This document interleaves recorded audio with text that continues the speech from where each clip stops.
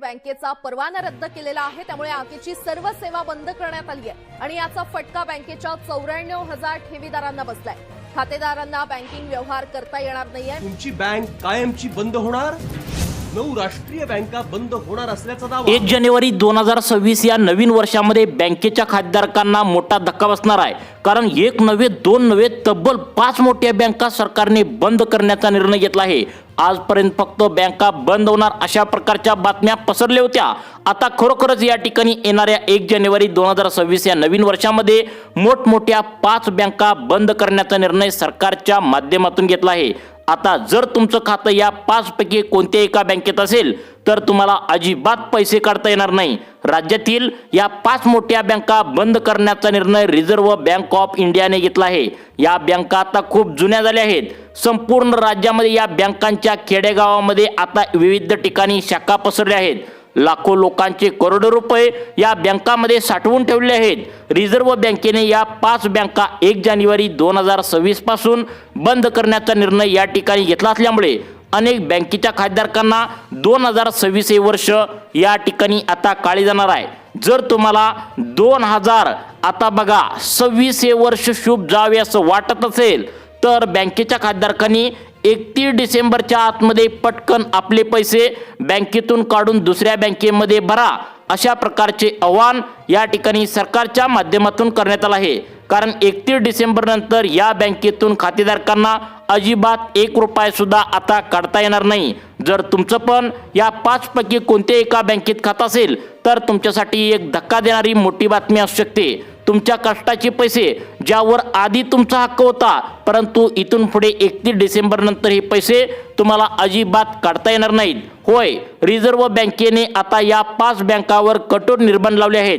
वाढत्या फसवणुकीच्या पार्श्वभूमीवर सरकारच्या माध्यमातून सर्वात मोठा निर्णय घेतल्याने याचा थेट परिणाम तुमच्या आता पैशावर या ठिकाणी होणार आहे। सरकारच्या माध्यमातून गोरगरीब जनतेला आवाहन करण्यात आले, आता तुमच्याकडे खूप कमी वेळ आहे, कारण की 1 जानेवारी पासून या 5 मोठ्या बँका बंद होणार आहेत। आता कोणत्या 5 बँका बंद होणार आहेत याची यादी सरकारच्या माध्यमातून आता जाहीर करण्यात आली। येणाऱ्या 8 दिवसांमध्ये या बँका बंद झालेल्या तुम्हाला दिसतील। आता त्या बँकेतल्या तुमच्या पैशांचं नेमकं काय होणार? तुमचे पैसे अडकणार का? तुमचे पैसे काढता येणार की नाही? तुमचं जर त्या या बँकेमध्ये आता या 5 पैकी कोणत्याही बँकेमध्ये एखादी एफडी करून ठेवली असेल किंवा त्या एफडी जर केली असेल तर त्या व्याजदराचं काय होणार? त्या पैशांचं काय होणार? त्या बँकेत जर कोणी कामाला जात असेल तर त्यांच्या नोकऱ्यांचं काय होणार? त्या बँकेत तुम्ही शेती पिकासाठी वगैरे कर्ज काढला असेल तर त्या कर्जांच्या हप्त्यांचं नेमकं आता काय होणार? संपूर्ण सविस्तरपणे आपण या व्हिडिओच्या माध्यमातून जाणून घेणार आहोत।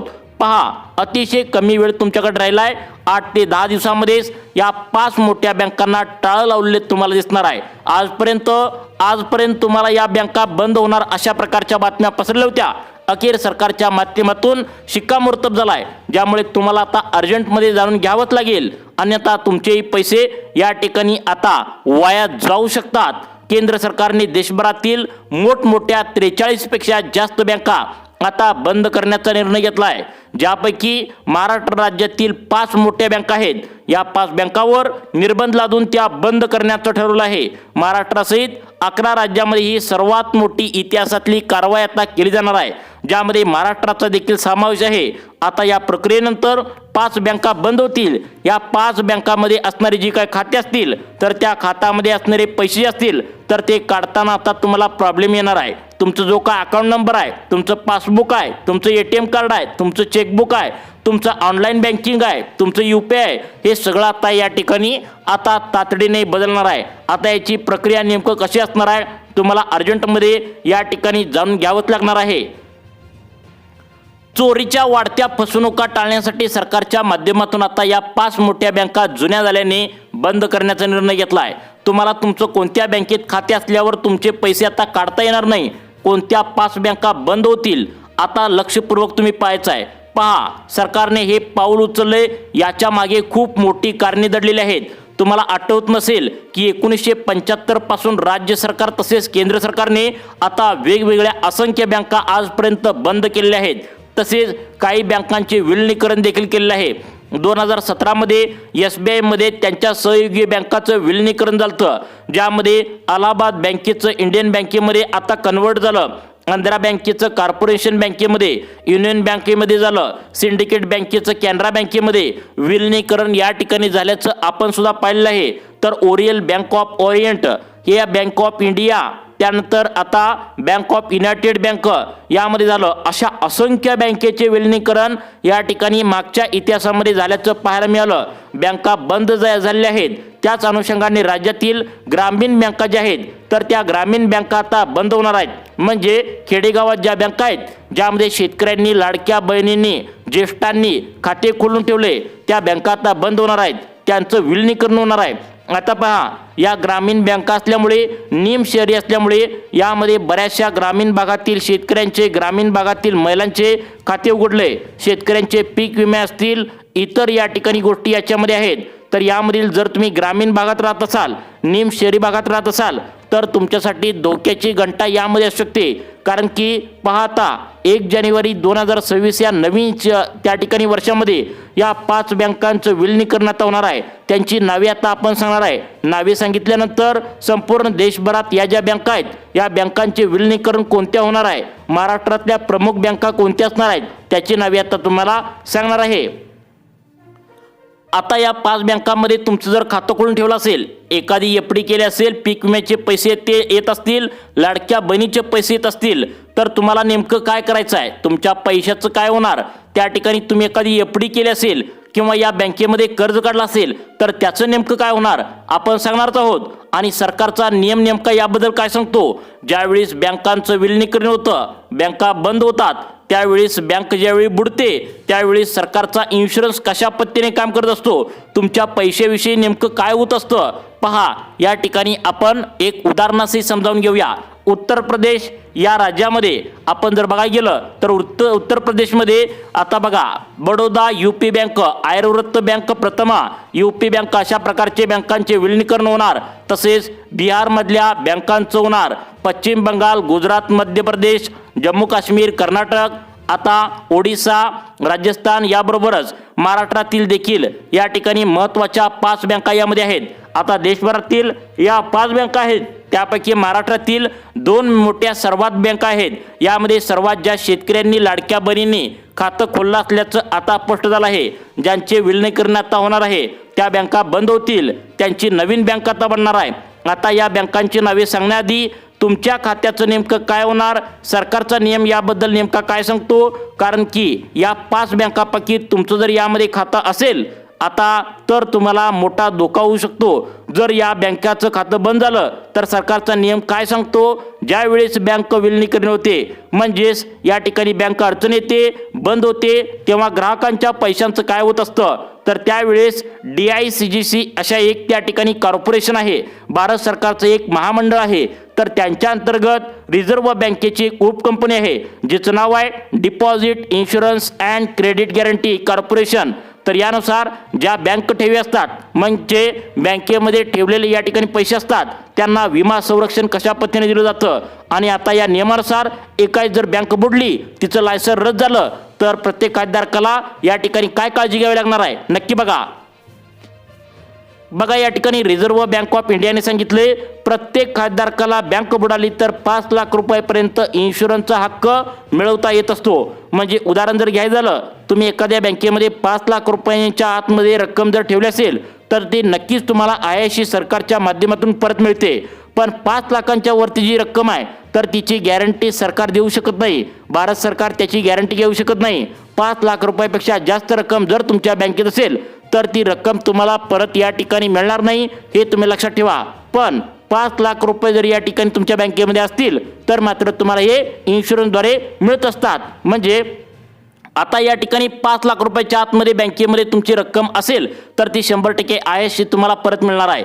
आता जर तुमची रक्कम 5 लाखापेक्षा वर गेलेली असेल, जास्त असेल, उदाहरणार्थ 10 लाख असेल, 15 लाख असेल, 20 लाख असेल किंवा 7 लाख असेल, पण पुढचे पैसे मात्र अजिबात रुपया सुद्धा मिळणार नाही. आता जर तुम्ही या ठिकाणी उदाहरण जर घ्यायला गेलं तर आता याला कशा पद्धतीने तुम्ही डिवाइड करू शकता तर सुरक्षित राहण्यासाठी काय करू शकता बघा. आज उद्या जर बँका अचानक बुडाल्या तर या ठिकाणी खबरा येऊ लागलेत तर आता कोणत्या या ठिकाणी 5 बँका बंद होणार आहेत महाराष्ट्रातल्या ते पुढे तुम्हाला सांगतो. पण जर बँका जर बुडाल्या तर त्यासाठी तुम्ही नेमकं काय करायला पाहिजे, कोणती काळजी घ्यायला पाहिजे. तुम्ही कुठल्याही बँकेत गुंतवणूक करत असताना, खातं उघडत असताना तुम्ही RBIचा जो इन्शुरन्स बँकेला असतो तर त्या बँकेमध्ये इन्शुरन्स लागू आहे का याची विचारणा आधीच केली पाहिजे. पण उदाहरणार्थ आता बँकेत इन्शुरन्स आहे तिथेच तुम्ही या ठिकाणी आता खातं इथून पुढे खोललं पाहिजे. आता बघा, तुम्ही 5 लाख रुपयापेक्षा अधिक रक्कम एका खात्यामध्ये ठेवली नाही पाहिजे. का ठेवली नाही पाहिजे आणि कोणत्या 5 बँका बंद होणार आहे याची सविस्तर माहिती तुम्हाला आता सांगण्यास सुरुवात करत आहे. आता बघा, सरकारच्या नियमानुसार 5 लाखापेक्षा एका बँकेमध्ये तुम्ही या ठिकाणी रक्कम ठेवली नाही पाहिजे. त्याचं कारण सरकारने सांगितले. उदाहरणार्थ तुमच्याकडे 10 लाख रुपये आहेत म्हणून समजा, तर तुम्ही काय करायचं आहे, त्या ठिकाणी 2 वेगवेगळ्या बँकेमध्ये तुम्ही हे पैसे आता गुंतवू शकता. जेणेकरून जर दोन्ही बँका जर यदा कदाचित बुडाल्या तर तुमच्या एका बँकेतले 5 लाख रुपये दुसऱ्या बँकेतले 5 लाख रुपये तुम्हाला मिळणार आहेत. जी इन्शुरन्सची मर्यादा आहे ती प्रति बँक 5 लाख रुपये असते, प्रति व्यक्ती नसते. त्यामुळे तुम्ही 10 बँकामध्ये 5-5 लाख रुपये या ठिकाणी असं 50 लाख रुपये जर या ठिकाणी ठेवले तर नक्कीच तुम्हाला या ठिकाणी बँका जर बुडाल्या तरी सुद्धा 5 लाख रुपये एका बँकेतून इन्शुरन्सद्वारे तुम्हाला या ठिकाणी मिळू शकतात. आता बघा, याकरिता तुमची गुंतवणूक ही विभागून ठेवणं गरजेचं असतं आणि ती विभागून ठेवत असताना 5 लाख रुपयाच्या आतमध्ये कशी एका बँकेमध्ये खात्यावर एका येईल, आता हे या ठिकाणी नियोजन तुम्हाला करायचं आहे.